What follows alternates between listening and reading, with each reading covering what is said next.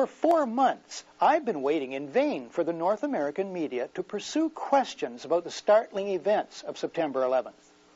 Here's what I want to know. The multiple hijackings are unprecedented. The first occurs at 7:45 in the morning. It's a full hour before the first plane hits the World Trade Center. But it's an hour and 20 minutes, and after the second plane hits, that the president allegedly becomes informed. Think about that.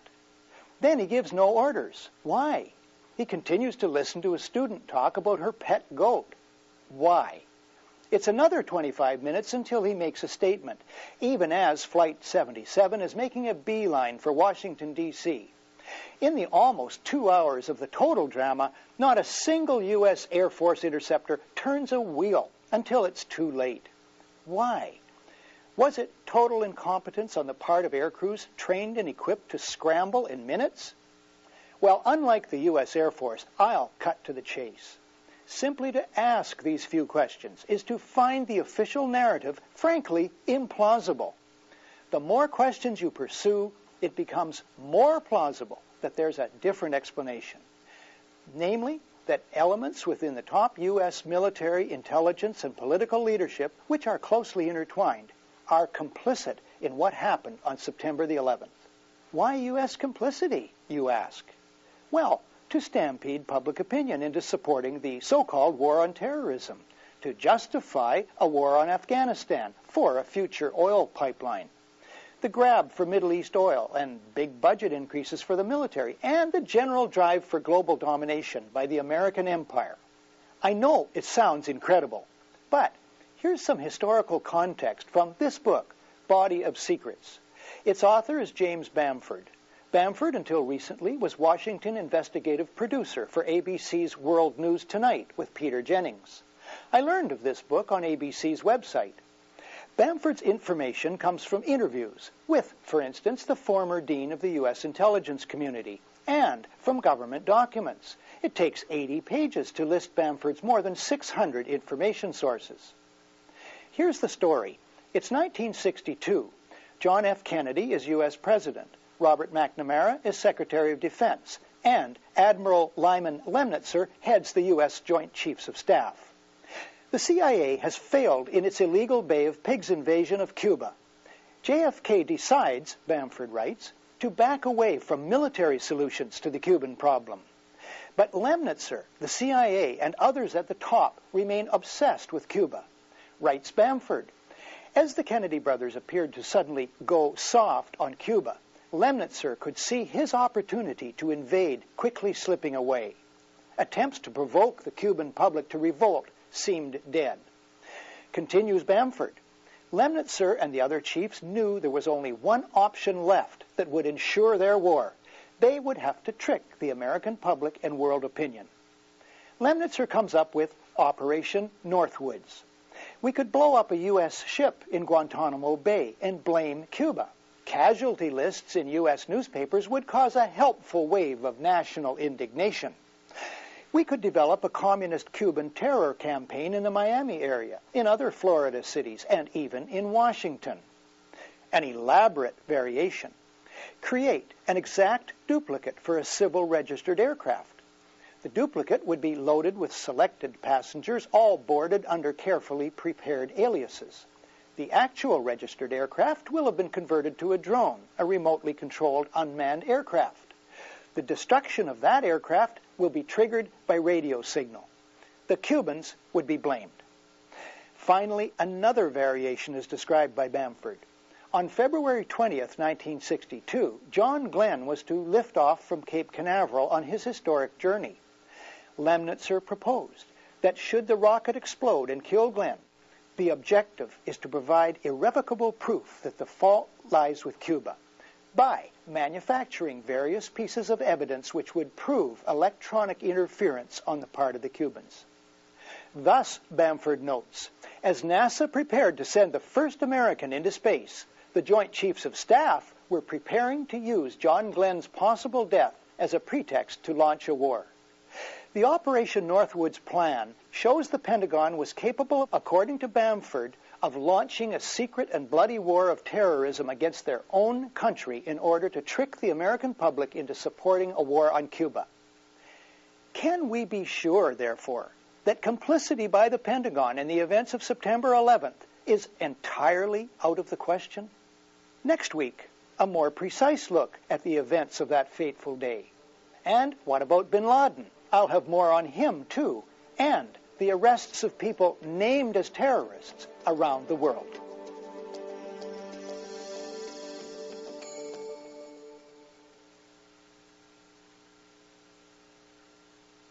A common explanation as to why no U.S. military interceptors took to the skies on September 11th until it was too late is that it was simple incompetence.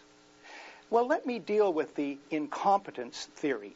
First, by taking you back to October 26, 1999. That is the day the chartered Learjet carrying golfer Payne Stewart crashes, killing all on board. This from the National Transportation Safety Board crash report. 9:19 a.m., the flight departs. 9:24, the Learjet's pilot responds to an instruction from air traffic control. 9:33, the controller radios another instruction. No response from the pilot. For 4.5 minutes, the controller tries to establish contact. Having failed, the controller calls in the military. Note that he did not seek, nor did he require, the approval of the President of the United States, or indeed anyone. It's standard procedure, followed routinely, to call in the Air Force when radio contact with a commercial passenger jet is lost, or the plane departs from its flight path, or anything along those lines occurs. 9:54, 16 minutes later, the F-16 reaches the Learjet at 46,000 feet and conducts a visual inspection. Total elapsed time, 21 minutes. So what does this prove? Well, it proves that standing routines exist for dealing with all such emergencies, for instance, loss of radio contact. All personnel in the air and on the ground are trained to follow the routines, which have been fine-tuned over decades, as the Learjet incident illustrates. For large scheduled aircraft tracked throughout on radar, to depart extravagantly from their flight paths would trigger numerous calls to the military, especially after 2 have hit the World Trade Center and now 1 is speeding toward Washington, D.C. It flies over the White House, turns sharply, and heads toward the Pentagon. Everyone, and I mean everyone, now knows these planes are very bad news. It's been reported on all TV networks for more than half an hour that this is a terrorist attack. Now, Andrews Air Force Base is a huge installation. It's home to Air Force One, the President's plane. It's home base for 2 combat-ready squadrons of jet interceptors, mandated to ensure the safety of the U.S. Capitol.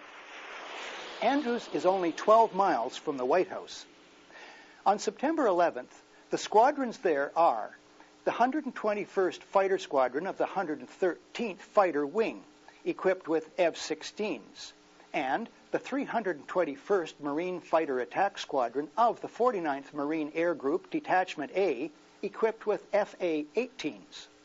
This information was on the website of the base on September 11th. On September 12th, Andrews chose to update its website. I find it odd that after the update, there's no mention of the F-16 and F-18 fighters. The base becomes, according to the website, home to a transport squadron only. Yet at 6:30 the evening of September 11th, NBC Nightly News, along with many outlets, reported it was after the attack on the Pentagon that the Air Force then decided to scramble F-16s out of the D.C. National Guard Andrews Air Force Base to fly a protective cover over Washington, D.C. Throughout the northeastern United States are many air bases. But that morning, no interceptors respond in a timely fashion to the highest alert situation. This includes the Andrews squadrons, which have the longest lead time and are 12 miles from the White House. Whatever the explanation for the huge failure, there have been no reports to my knowledge of reprimands. This further weakens the incompetence theory. Incompetence usually earns reprimands. This causes me to ask, and other media need to ask, if there were stand-down orders. Next week, bin Laden was a longtime close ally of the CIA, according to the CIA itself. Why did he suddenly turn against them? Or did he? Stay tuned.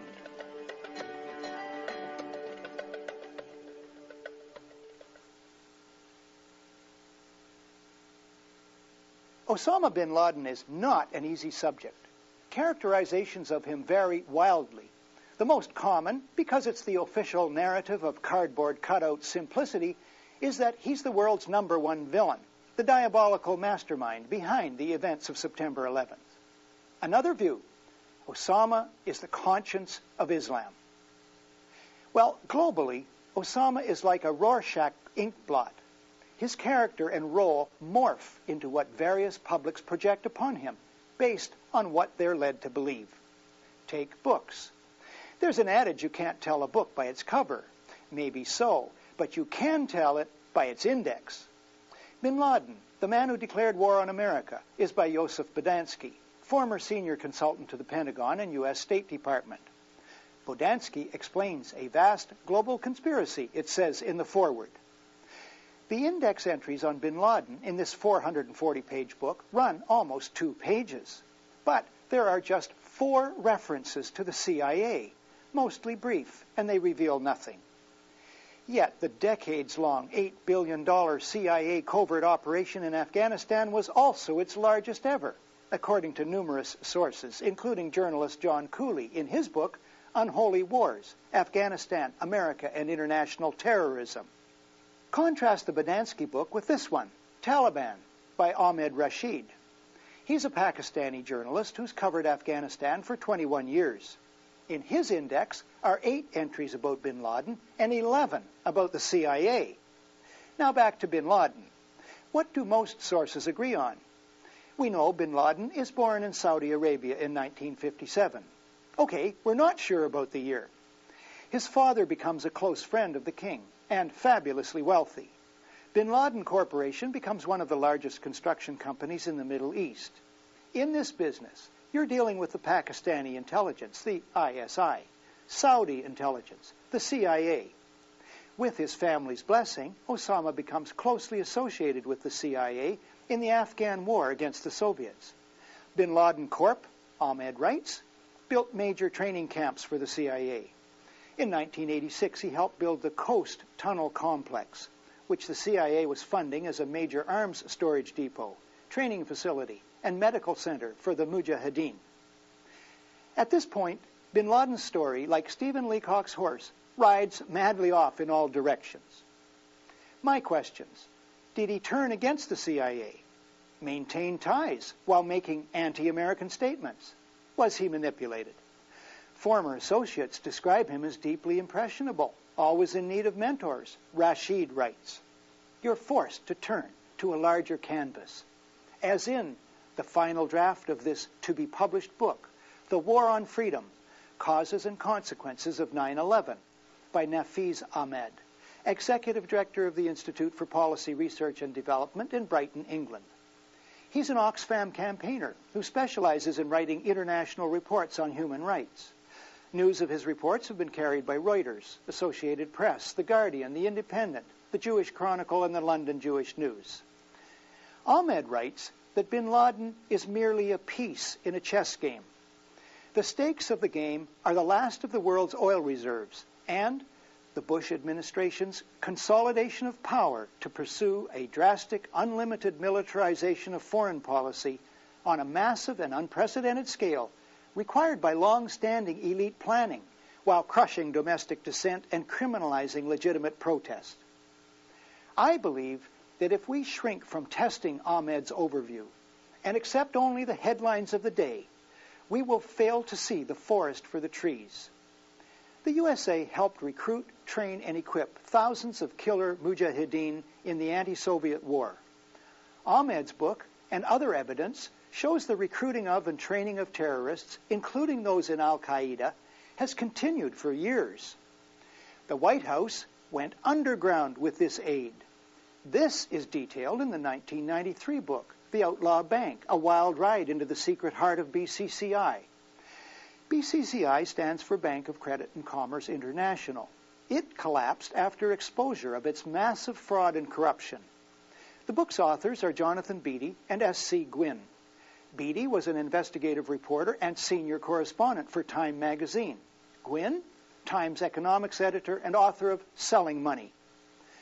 Further evidence of the long and deep involvement of the CIA in terrorism is found in the 1987 book, Crimes of Patriots, A True Tale of Dope, Dirty Money, and the CIA, by Jonathan Whitney. Whitney, at the time, had been a Wall Street Journal reporter for 16 years. He wrote that neither the director of the CIA nor the deputy director had, in his career, shown any reluctance to shed American or foreign blood in covert military operations. The book details how some of the biggest names in American defense and intelligence were involved in an operation that promoted the dope trade, tax evasion, and gun running. Michael Springman is a Washington lawyer. He worked for the U.S. State Department's Foreign Service for 20 years. He spent 2 years as chief of the visa section at the U.S. consulate in Jeddah, Saudi Arabia. He says superiors repeatedly ordered him to issue visas to unqualified applicants. It was illegal. He protested. He's just written this article in the reputable Covert Action Quarterly of Washington, D.C., and was interviewed by the CBC radio program Dispatches. I had not been protesting fraud.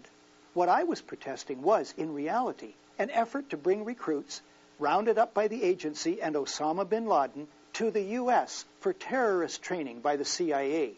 He details numerous cases. The State Department did not run the consulate in Jeddah. The CIA did.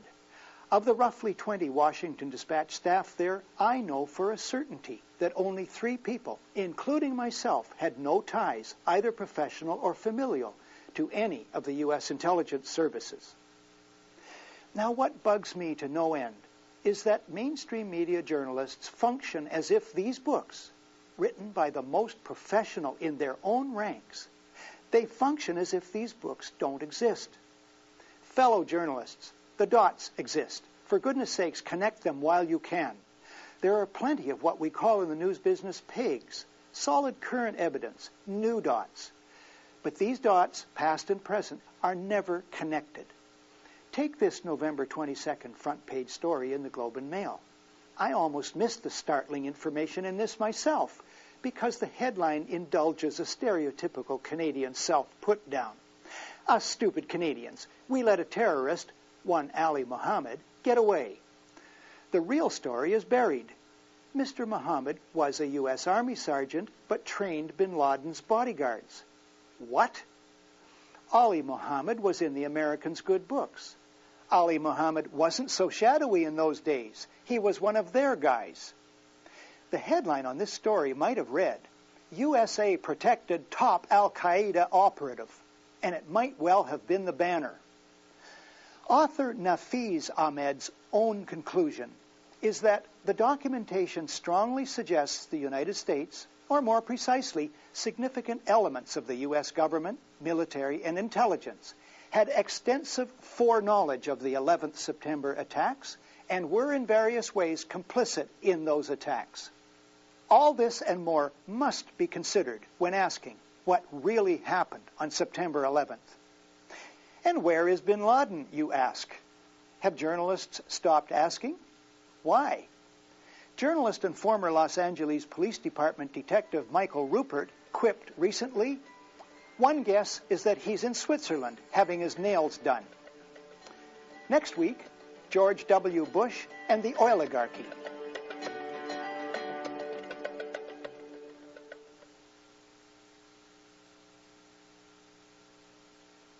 Even among those who believe that the war on Afghanistan was part of the so-called war on terrorism, there's a fairly wide recognition that the outcome, the occupation of Afghanistan, might have something to do with the ambitions of U.S. oil corporations.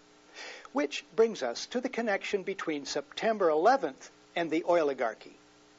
Let me start with a crash course in globe oil reality, a framework little mentioned by the mainstream media. First, the size and power of big oil. Together, oil and coal constitute the biggest single industry in history, writes Ross Gelbspan in his book, the heat is on. Big oil alone does well over $1 trillion a year in business. Second, we're at the end of the petroleum era. Total world oil extraction is peaking. These charts from Scientific American and other equally reliable sources tell the story. And the supply does not drop off gently. If you think this industry is rich and powerful now, wait till the supply is clearly on the wane.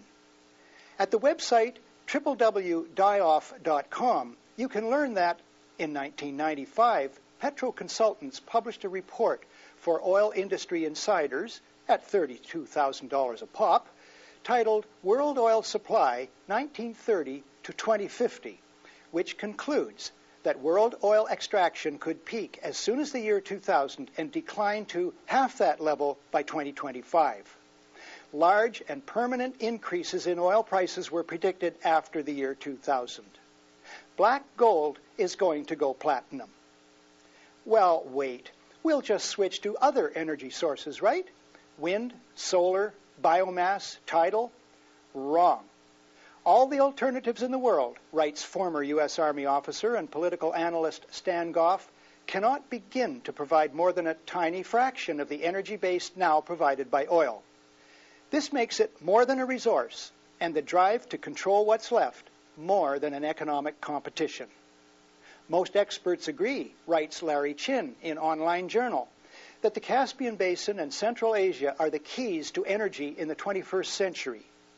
Energy expert James Dorian in the Oil and Gas Journal, those who control the oil routes out of Central Asia will impact all future direction and quantities of flow and the distribution of revenues from new extraction. In other words, a pipeline through, of all places, Afghanistan, needed to carry an estimated $5 trillion worth of Caspian oil and gas reserves to markets. A significant detail that surely is not lost on those in power in the United States. So just who are these people? Let's start with the occupant of the Oval Office himself. George W. Bush was CEO of Harken Energy. George Herbert Walker Bush, his dad and the former president, was an oil man. Now he's on the board of the Carlyle Group, which is heavily invested in oil and armaments. Dick Cheney was Secretary of Defense during Desert Storm. He stepped down to become CEO of Halliburton Oil, cashed in $34 million in Halliburton stock options before taking office as vice president. Donald Evans, Bush's Commerce Secretary, was with Colorado Oil. Zalmay Khalilzad is the Bush-appointed special envoy to Afghanistan. Khalilzad previously was an aide to the American oil company Unocal. He drew up Unocal's risk analysis on its proposed trans-Afghan gas pipeline. Khalilzad reports to Condoleezza Rice, Bush's national security advisor. When she was a board director of Chevron Corporation, she served as its principal expert on Kazakhstan, where Chevron holds the largest concession of any of the international oil companies. Khalilzad will liaise with the new Afghani leader, Hamid Karzai, a former consultant to Unocal. You get the idea. A General Motors president once said, "Structure is strategy in slow motion." The structure of this cabinet shows, in my opinion, the primacy of oil interests. How does this connect with the events of 9/11?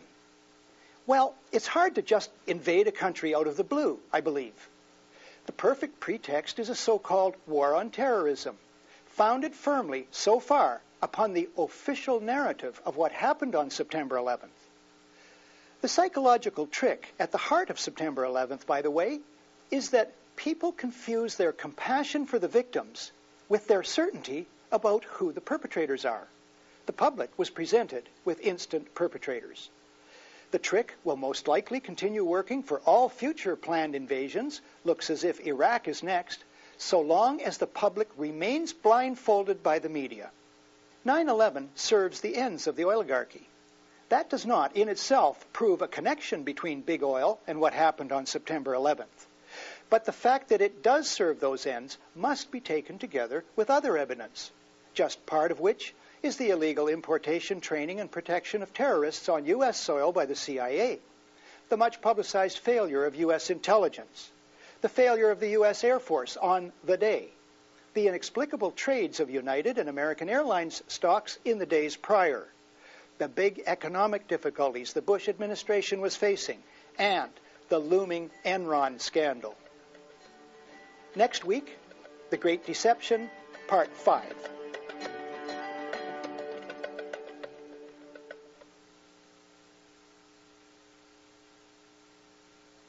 September 11th has brought mostly unpleasant changes, including curtailment of civil liberties and threatened perpetual war, all rooted in the official story of what happened on September 11th. Namely, that one evil man and his network are responsible, and that the U.S. military, intelligence, and political establishments were all caught totally off guard. Millions of intelligent people accept this story as their own.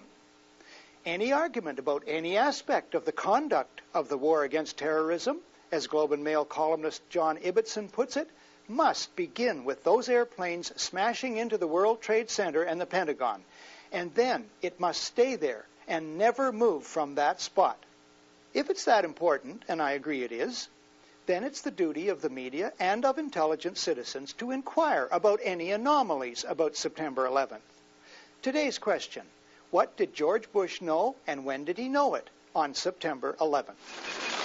Bush was first informed of the suicide attacks at an education event in Florida, his face creasing into anxiety. The crisis transformed his presidency.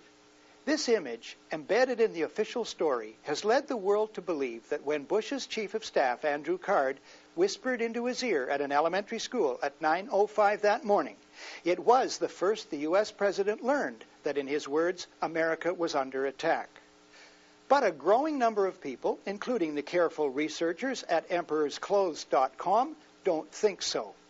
Using verifiable, publicly available information, Ilarion Bykov and Jared Israel, an intrepid Canadian, raise questions mainstream media stubbornly refuse to even acknowledge. Consider, Bykov and Israel say, the words of journalist John Cochrane, who was traveling with the president on the morning of September the 11th, on an ABC special report. Cochrane is speaking to Peter Jennings. Peter, as you know, the president's down in Florida talking about education. He got out of his hotel suite this morning, was about to leave. Reporters saw the White House Chief of Staff, Andy Card, whisper into his ear. The reporter said to the president, "Do you know what's going on in New York?" He said he did, and he said he will have something about it later. His first event is about half an hour at an elementary school in Sarasota, Florida. So Bush knew, writes Emperor's Clothes, about the first incident before leaving his hotel. Take other evidence. By 8:20, according to its own official report, the Federal Aviation Authority, the FAA, is fully aware of the unprecedented emergency in the skies. As Bykov and Israel point out, the President of the United States travels with an entire staff, including the Secret Service, which is responsible for his safety.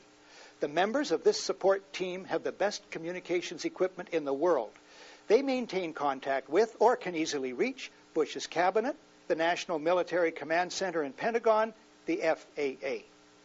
In other words, around 8:46 at the absolute latest, the Secret Service and the President would have known of all 4 hijacked airliners and that one had hit the World Trade Center. That's 2 sets of proofs that question the famous whisper in the ear at 9:05. Still not convinced? How about the typically garbled words of the President himself? From the transcript of a town hall session in Orlando, Florida on December the 4th. Jordan, a 3rd grader. How did you feel when you heard about the terrorist attack? Applause. The President. Thank you, Jordan. Well, Jordan, I was sitting outside the classroom waiting to go in, and I saw an airplane hit the tower. The TV was obviously on. And I used to fly myself, and I said, well, there's one terrible pilot. But I was whisked off there. I didn't have much time to think about it. And I was sitting in the classroom, and Andy Card, my chief of staff, walked in and said, a second plane has hit the tower. America is under attack. And Jordan, I wasn't sure what to think at first. Wait a minute. The President tells us he saw the incredible image of the first plane going in. He went ahead with an easily cancelable appointment. Why? He tells us he knew his country was under attack, yet he continued to listen to a student talk about her pet goat and such for another 25 minutes. Why? Where can you find that town hall transcript? On the White House website. Thanks to a viewer on the West Coast for drawing it to my attention. In other words, no matter how you cut it, George W. Bush is acting right here. There are many other facts equally puzzling, at least for anyone still clinging to the official story of 9/11. His schedule and whereabouts had been publicly announced. Why did the Secret Service not whisk him away for safety's sake? Do you think there's anything here that mainstream media should follow up? Have you noticed any such follow-up? Do you find this as incredible as I do? What will it take to snap people out of the hypnotic trance of the official story and start asking questions? Maybe you calling an editor and raising hell.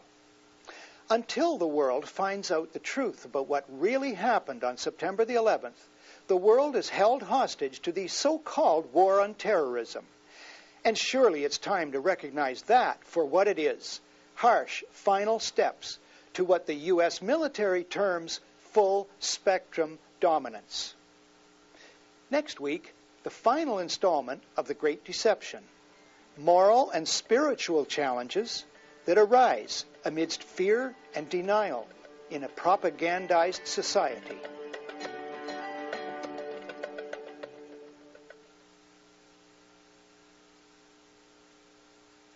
And that brings me to the conclusion of my series, The Great Deception.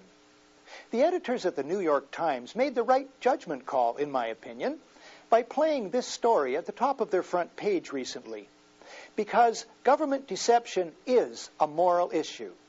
But in a way, these headlines are laughable by including phrases such as readies efforts and proposes to send false news. Are readers supposed to believe the Pentagon might start lying?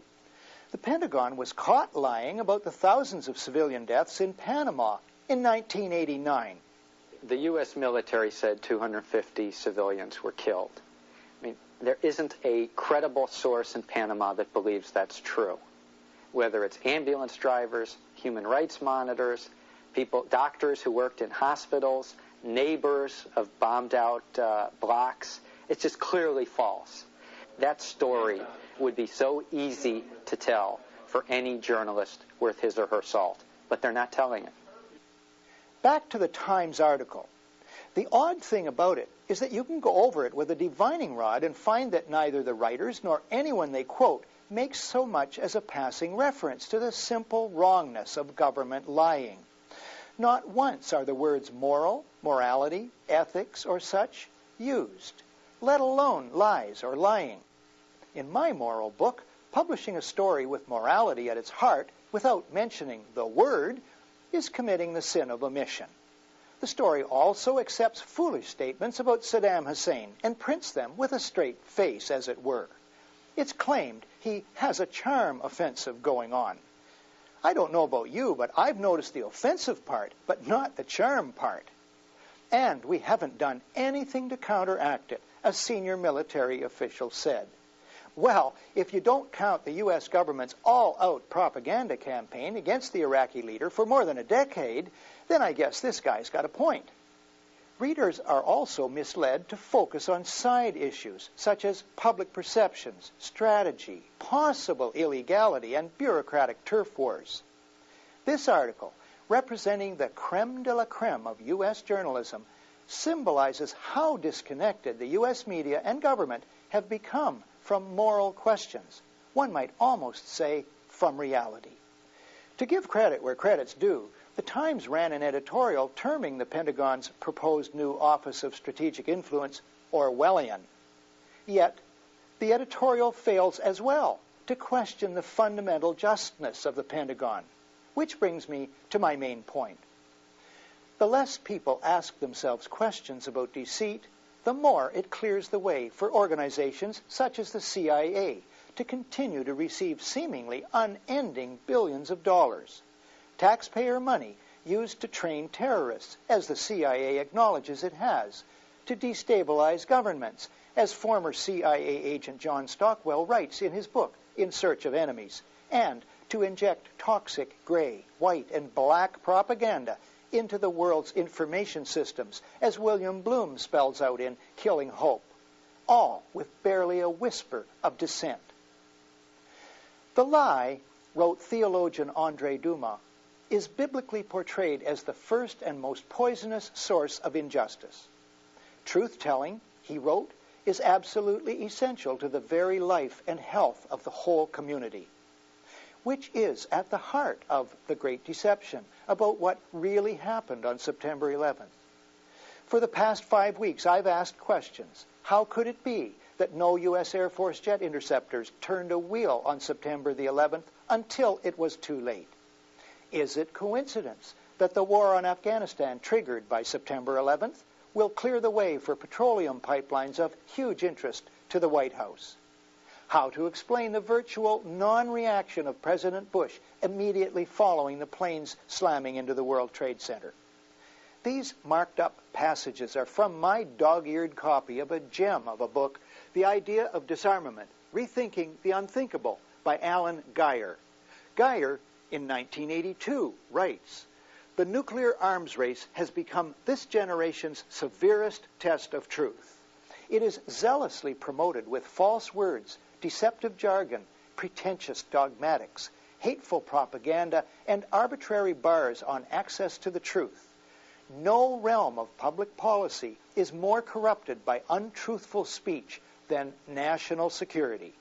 Today, the big lie of the so-called war on terrorism, itself firmly based on the linchpin of the implausible official version of what happened on September 11th, is an even more severe test of truth, in my opinion. Under the banner of the war on terrorism, George W. Bush, with the aid of the media, zealously promotes perpetual global war in service of resource looting and permanent popularity for himself. There's unprecedented militarism. The USA is spending more than half its budget on wars past, present, and future, according to the Center for Defense Information. As Christian humanist Geyer writes, in words truer today, in my view, than when written, demythologizing has become the indispensable theological tool of peacemaking. It is the operation empowering the people of God to understand the stratagems by which inhuman speech violates the Word of God.